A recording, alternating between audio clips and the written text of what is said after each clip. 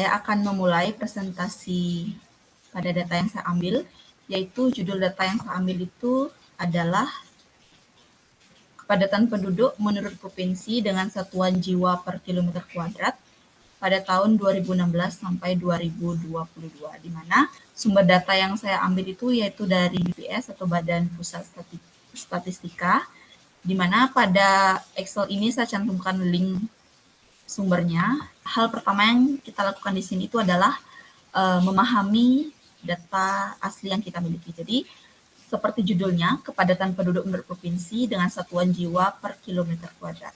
Di mana pada data ini, pada kolom pertama ini, terdapat 38 provinsi yang ada di Indonesia, di Aceh dan lain sebagainya.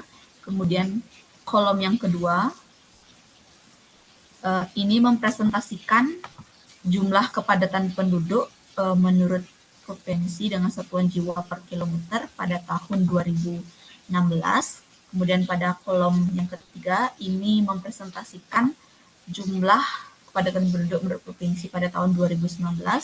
Begitu juga pada kolom yang keempat, itu mempresentasikan data kepadatan penduduk menurut provinsi pada tahun 2022.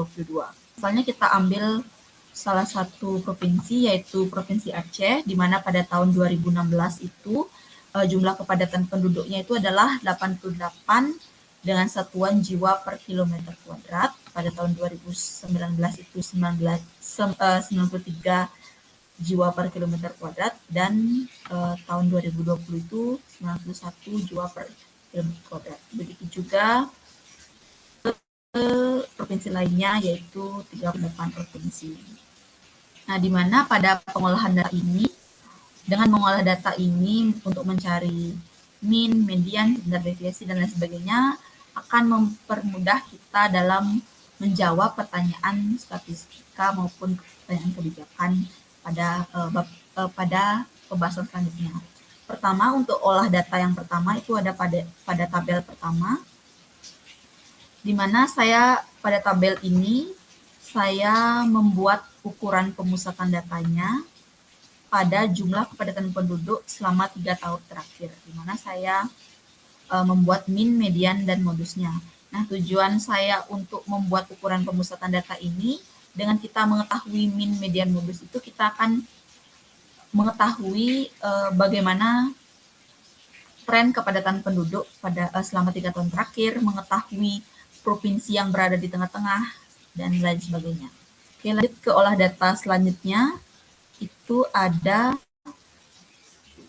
ukuran letak data, di mana saya mengolah data ini untuk mencari kuartil, persentil, dan desil dari 38 provinsi selama 3 tahun terakhir. Jadi misal kita ambil salah satu contoh, itu Aceh, kuartil satunya sekian, kuartil 2-nya sekian, sampai saya mencari kuartil ke-3. Kemudian persentil, saya mencari persentil 10 sampai persentil 99, dan desil saya mencari desil 1 sampai desil 9. Nah, adapun tujuan saya mencari olah data ini, di mana nanti pada pertanyaan statistika kita akan mengetahui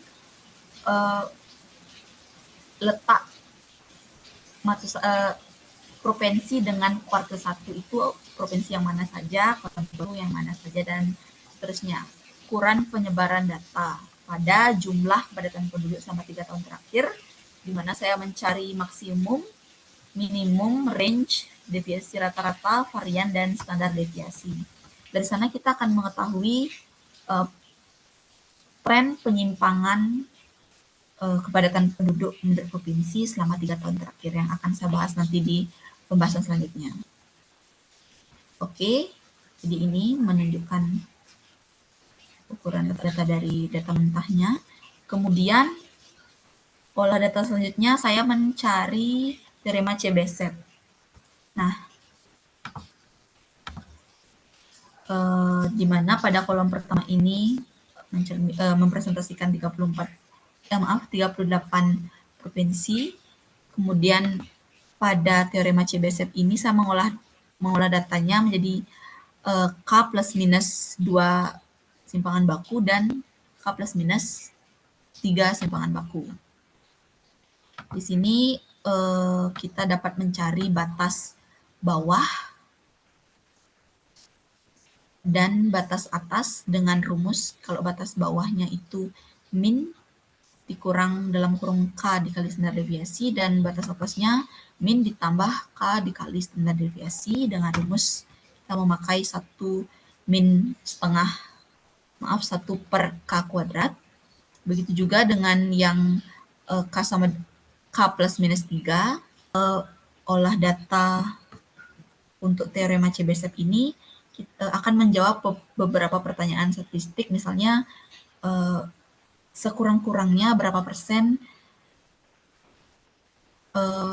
kepadatan penduduk menurut plus minus 2 standar deviasi selama 3 tahun terakhir. Seperti itu nanti pada pembahasan selanjutnya. Pertanyaan. Yang pertama itu adalah pertanyaan statistik dan pertanyaan kebijakan. Pertama itu adalah pertanyaan statistik. Yang pertama, bagaimana tren kepadatan penduduk pada 3 tahun terakhir secara nasional. Nah, untuk mencari tren kepadatan penduduk, kita pertama drop data mentahnya, kemudian kita mencari rata-rata setiap tahunnya. Jadi rata-rata kepadatan penduduk pada tahun 2016, 2019, dan 2022. Dengan menggunakan rumus Excel, didapat kepadatan penduduk berprovinsi dengan satuan jiwa per kilometer kuadrat pada tahun 2016 itu adalah 719, sekian. Kemudian pada tahun 2019 itu 742,02 sekian, dan pada tahun 2020 itu 739, sekian. Nah, untuk mempermudah kita menganalisis kembali, saya membuatnya menjadi diagram batang seperti ini. Terlihat pada diagram batang, itu terjadi peningkatan dan juga penurunan pada beberapa tahun terakhir. Jadi dapat disimpulkan dari tabel dan diagram di atas, dapat disimpulkan bahwa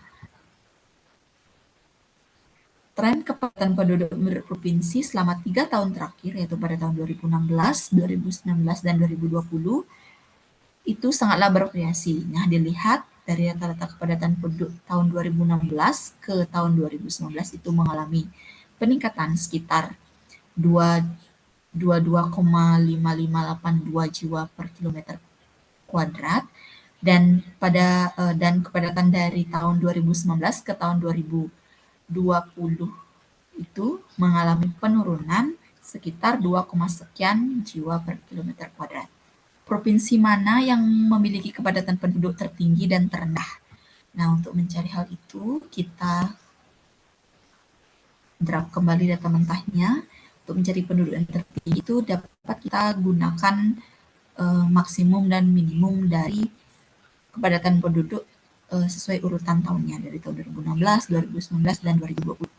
Jadi dapat disimpulkan provinsi yang memiliki kepadatan penduduk tertinggi selama 3 tahun berturut-turut itu adalah DKI Jakarta, sedangkan provinsi yang memiliki kepadatan penduduk terendah pada tahun 2016 itu ada Papua Barat dan Kalimantan Utara. Pada tahun 2019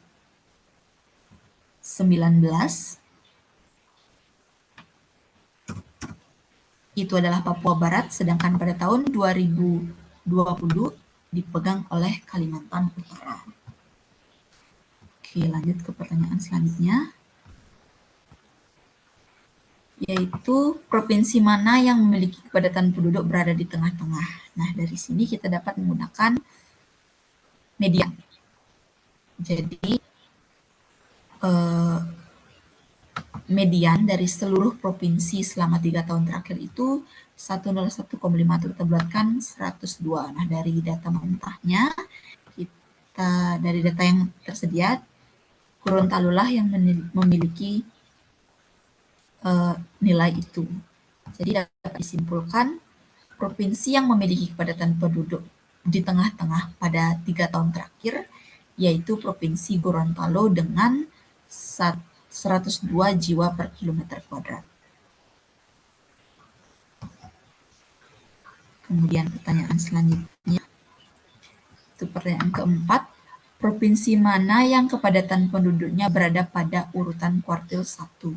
Nah, untuk mengetahui provinsi mana yang berada di urutan kuartil 1, ini saya membagi datanya itu menjadi 3. Itu pada tahun, yaitu kepadatan penduduk pada tahun 2019, pada tahun 2016, 19, dan 20. Untuk masing-masing kepadatan per tahun itu saya cari kuartilnya. Di ini Q1, di mana pada tahun 2016 itu Q1-nya 8,75, kuartil 1 pada tahun 2019 8,75 juga, dan pada 1 pada tahun 2020 itu juga 8,75. Nah, dari sana data urutan ke-8 dapat disimpulkan bahwa dari tabel di atas, provinsi yang letaknya pada kuartil 1 dipegang oleh Provinsi Maluku dan Sulawesi Tengah selama 3 tahun terakhir. Itu. Lanjut ke pertanyaan selanjutnya.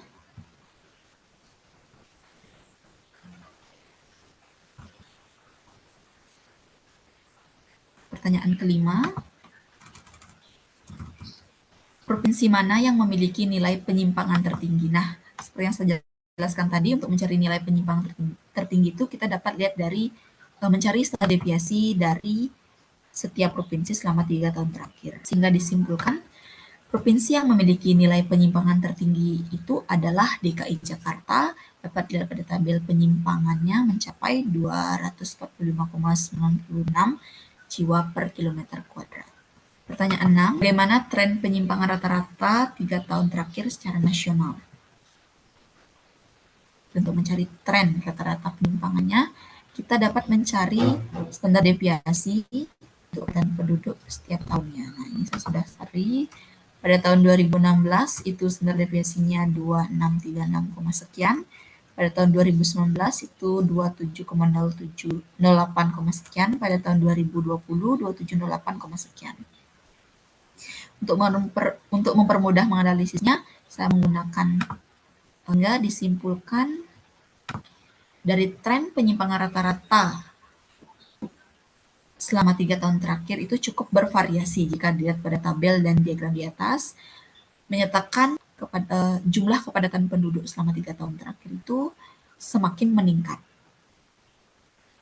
Sehingga kepadatan penduduk antar provinsi itu akan semakin lebar. Berapa persen DKI Jakarta, nah ini sudah masuk ke teorema Chebyshev, berapa persen provinsi DKI Jakarta yang diperkirakan memiliki kepadatan penduduk dalam kas deviasi rata-rata selama 3 tahun.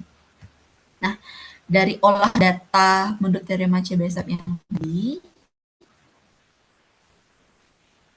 dari ini, jadi batas atasnya ini, batas bawahnya ini, kita lihat DKI Jakarta, batas atas, batas bawah, yang saya sudah tandai biru ini. Jadi dapat disimpulkan, pada bagian olah data dapat dikatakan sekurang-kurangnya 75% data jumlah kepadatan penduduk di Provinsi DKI Jakarta berada pada interval dengan batas atas, dengan batas bawah 14986, sekian dan batas atas 16391, sekian, serta sekurang-kurangnya 88% dari jumlah kepadatan penduduk di Provinsi DKI Jakarta berada pada interval dengan batas bawah 15024, sekian dan batas atas 16498,72, sekian. Nomor 8, berdasarkan kepadatan penduduk tahun 2020, berapa persen provinsi yang memiliki kepadatan penduduk dalam rentang plus minus 2 simpangan baku sesuai dengan teorema Chebyshev. Nah, untuk mengetahui itu, kita drop dulu data pada tahun 2020 seperti ini. Kemudian kita cari batas atas bawahnya. Pertama kita cari dulu rata-rata dari ke-34 ke 38 provinsi. Kemudian kita cari standar deviasinya, batas bawahnya dengan rumus min rata-rata dikurang 2 dikali standar deviasi, dan batas bawahnya itu rumusnya rata-rata ditambah dalam kurung 2 dikali standar deviasi. Karena tidak ada provinsi dengan kepadatan penduduk negatif terlihat pada data ini, maka semua provinsi masuk dalam rentang ini, yaitu dengan rentang batas atasnya 6076 dengan batas bawahnya min 4,98, kecuali provinsi dengan kepadatan lebih dari batas itu, yaitu DKI Jakarta. Ini saya sudah merahkan karena itu sudah melewati batas ketentuan dari teorema ini. Jadi sebanyak 96,97% provinsi berada pada rentang plus minus 2 simpangan baku, kecuali DKI Jakarta. Menurut teorema Chebyshev, paling sedikit berapa persen provinsi yang memiliki kepadatan penduduk dalam rentang rata-rata plus minus 3 simpangan baku pada tahun 2016. Seperti biasa, kita draft dulu data pada tahun 2016. Kita cari rata-ratanya selama di semua provinsi, kita jadikan satu. Kemudian standar deviasinya, batas bawah, batas atas, dan K-nya itu adalah 3, jadi 88%. Jadi dapat disimpulkan paling sedikit atau sekurang-kurangnya 88% data kepadatan penduduk tahun 2016 pada rentang dengan batas atas 85 12, sekian dan batas bawah min 7073,7. Nah, pada data tersebut menunjukkan 96,97% provinsi pada rentang yang tadi, kecuali DKI Jakarta, karena DKI Jakarta itu batasnya sudah melewati batas yang kita tentukan. Pertanyaan ke-10 atau pertanyaan terakhir dari pertanyaan statistik, pada data kepadatan penduduk tahun 2019, provinsi mana saja yang memiliki kepadatan penduduk yang tergolong jauh dari rata-rata atau di luar plus minus 2 simpangan baku. Seperti biasa, kita draft dulu data pada tahun 2016. Kita mencari rata-rata kepadatan penduduk pada tahun 2019. Kita cari standar deviasi, batas bawah, batas atas, dan K ini 2, untuk mencerminkan 0,75 atau 75%. Sehingga dapat disimpulkan menurut teorema Chebyshev, sekurang-kurangnya 75% data kepadatan penduduk pada tahun 2019 berada pada rentang dengan batas atas 8743,92 dan batas bawah min 4592,24. Nah, pada data ini hanya provinsi DKI Jakarta lah yang ini saya warnakan merah dengan 15.500 jiwa per kilometer kuadrat, jauh dari batas yang telah ditentukan, jauh dari 5.976 ini. Jadi hanya DKI Jakarta lah yang memiliki kepadatan penduduk jauh dari rata-rata menurut teorema Chebyshev pada tahun 2019. Serta provinsi lain masih berada dalam rentang plus minus 2 simpangan baku. Seperti itu. Lanjut ke pertanyaan kebijakan. Yang pertama, provinsi mana yang perlu mendapatkan program khusus jika dilihat dari rata-rata kepadatan penduduk, terutama jika dilihat dari provinsi dengan paling rendah di Indonesia? Oke, jadi jawabannya rata-rata kepadatan penduduk secara nasional yaitu 716,58 jiwa per kilometer kuadrat. Nah, provinsi yang perlu mendapatkan program khusus yaitu provinsi dengan rata-rata di bawah rata-rata kepadatan secara nasional, yaitu Provinsi Kalimantan Utara mencapai 9,33 jiwa per kilometer kuadrat, Papua Barat 6,67 jiwa, dan Kalimantan Tengah 17,33 jiwa per kilometer kuadrat, dan beberapa provinsi lainnya. Nah, salah satu program khusus yang dapat diterapkan yaitu program pembangunan infrastruktur jalan seperti pembangunan jalan, listrik, air, kemudian pengembangan pusat ekonomi baru, inisiatif permukiman dan migrasi masuk, dan program digitalisasi desa dan pelatihan keterampilan lokal dan program dukungan lainnya. Lanjut ke pertanyaan kedua. Apa faktor utama yang menyebabkan peningkatan kepadatan penduduk di provinsi-provinsi tertentu seperti DKI Jakarta? Terlihat pada data itu sangat tinggi. tertinggi, serta beberapa provinsi yang kepadatan penduduknya rendah bahkan tidak ada. Jadi menurut beberapa artikel, faktor utama penyebab peningkatan kepadatan penduduk di DKI Jakarta atau sejenisnya itu seperti pusat ekonomi dan lapangan kerja itu mendukung. Fasilitas dan infrastrukturnya itu lengkap dan terjamin, migrasi masuknya itu tinggi dan wilayahnya itu kecil. Nah, sebaliknya, penyebab beberapa provinsi itu kepadatan penduduknya itu rendah, mungkin karena akses dan infrastrukturnya itu terbatas, kondisi sosial dan keamanannya itu kurang, dan rendahnya aktivitas ekonomi. Kemudian pertanyaan kebijakan yang ketiga, apakah provinsi dengan kepadatan penduduk tertinggi memiliki kepadatan kemiskinan lebih rendah atau lebih tinggi? Nah, jadi tingkat kemiskinan suatu provinsi itu tidak dapat diukur dari kepadatan penduduk suatu provinsi, tetapi ada beberapa faktor yang mempengaruhi seperti ketersediaan dan akses pekerjaan di suatu daerah, pendidikan dan keterampilan tenaga kerja, infrastruktur dasar yang memadai. Namun, sebagian besar provinsi yang jumlah kepadat penduduknya tinggi itu memiliki persentase kemiskinan yang kecil. Nah, dibuktikan dari misalnya kita ambil dari kepadatan penduduk yang tadi itu DKI Jakarta yang paling tinggi ya. Jadi kemiskinan menurut data itu dia kecil 4,69, di mana saya dapatkan itu dari BPS juga. Berbeda dengan Papua yang kepadatan penduduknya itu rendah, tingkat kemiskinan itu tinggi mencapai 62,80%. Jadi kepadatan penduduk itu bukan penentu tunggal suatu kemiskinan di suatu provinsi. Namun, provinsi padat bisa unggul secara ekonomi jika ditunjang dengan infrastruktur, pendidikan, dan pemerataan kebijakan. Tapi jika tidak, kepadatan ini akan mempengaruhi ketimpangan dan pengangguran yang terselubung. Seperti itu. Oke, lanjut ke pertanyaan yang keempat. Apakah provinsi dengan kepadatan penduduk tinggi selalu memiliki pertumbuhan ekonomi yang lebih cepat dibanding provinsi dengan kepadatan rendah? Jawabannya tidak selalu.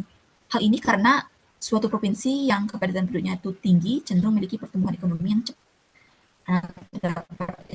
Sumber daya dan fasilitas yang memadai dan mendukung hal tersebut.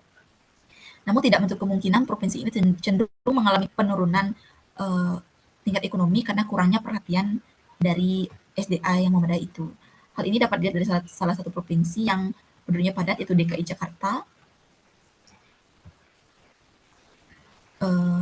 di mana pertumbuhan ekonominya itu adalah 5,10% sampai 5,45%, di mana sumbernya juga saya sudah terterakan di sini dari BPS juga, laju pertumbuhan ekonomi. Di mana berbeda dengan provinsi yang kepadatan penduduknya rendah, misalnya Papua dan Maluku memiliki 4,30% sampai 4,50% laju pertumbuhan. Jadi tidak selalu suatu provinsi dengan kepadatan penduduk tinggi itu selalu memiliki pertumbuhan yang lebih cepat dibanding provinsi dengan kepadatan rendah. Nah, pendorong pertumbuhan ekonomi ini juga diiringi dengan kebijakan cerdas, infrastruktur kuat, dan kualitas sumber daya manusia yang mendukung dan baik. Seperti itu. Oke, pertanyaan kelima. Apakah tingkat kepadatan penduduk yang tinggi di suatu wilayah berkorelasi dengan meningkatnya kasus korupsi di Indonesia? Jadi jawabannya, kepadatan penduduk yang tinggi di suatu daerah tidak secara otomatis menyebabkan korupsi di suatu daerah atau provinsi, tapi bisa menjadi faktor risiko tambahan jika di daerah tersebut pelayanan publiknya tidak transparan, tata kelolanya yang tidak baik, proyek pembangunan besar dilakukan tanpa pengawasan yang ketat, serta faktor lainnya. Jadi tidak serta-merta kepadatan penduduk itu mempengaruhi atau berkorelasi dengan meningkatnya korupsi di Indonesia. Oke, pertanyaan terakhir dari pertanyaan kebijakan ini, apakah provinsi dengan kepadatan penduduk tertinggi cenderung memiliki tingkat pengangguran yang lebih besar? Apakah yang dapat dilakukan pemerintah untuk mengatasinya? Jadi, provinsi dengan kepadatan penduduk tinggi cenderung memiliki tingkat pengangguran yang lebih tinggi karena arus urbanisasi cepat, lapangan kerja tidak stabil, kompetensi tinggi. Contohnya pada tahun 2023 itu Provinsi Jawa Barat memiliki kepadatan penduduk tertinggi setelah DKI Jakarta. Penganggurannya itu mencapai 7,44% dari provinsi yang memiliki kepadatan penduduk terendah. Sumbernya juga dari BPS. Jadi hal ini mencerminkan suatu kepadatan penduduk di suatu provinsi itu, kepadatan penduduk tinggi itu cenderung mempengaruhi tingkat pengangguran lebih besar di provinsi tersebut. Namun kembali lagi ke provinsi itu, jika dikelola secara baik, hal itu dapat diminimalisir.